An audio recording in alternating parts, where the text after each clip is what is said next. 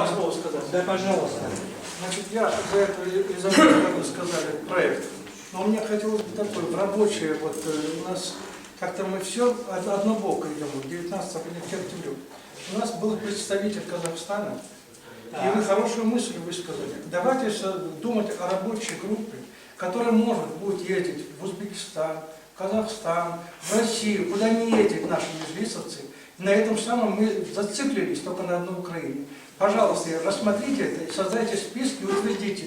И официально заявите этим посольствам этого государства, этим государствам, что мы готовы с ними встретиться, поговорить на тему о нашем народе.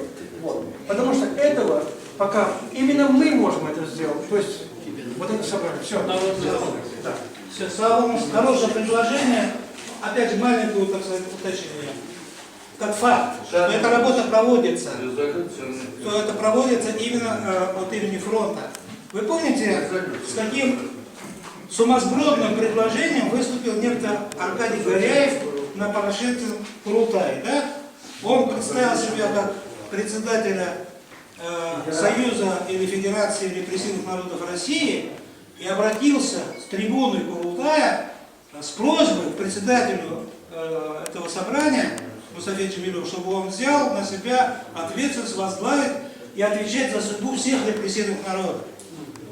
Но более сумасбродного предложения просто нельзя было придумать.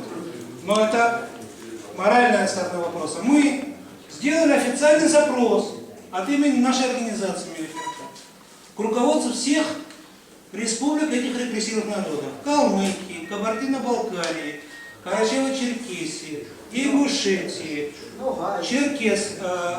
Чеченской республики. Мы получили уже ответы от 3 республик.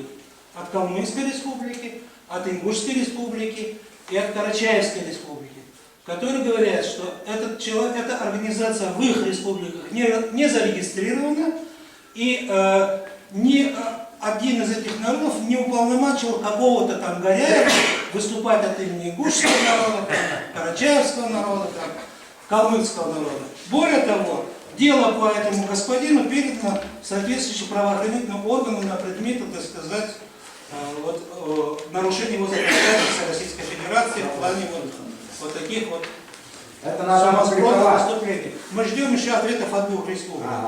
То есть эта работа ведется, и обязательно такая группа, целевые группы, это не будет постоянный состав. Вот есть Казахстан, кого более туда отправить, определяем также общими усилиями, отправляем, работает там. Куда-то другое еще идет работа. Поэтому здесь это абсолютно правильное предложение, оно принимается, оно будет реализовано. Обязательно.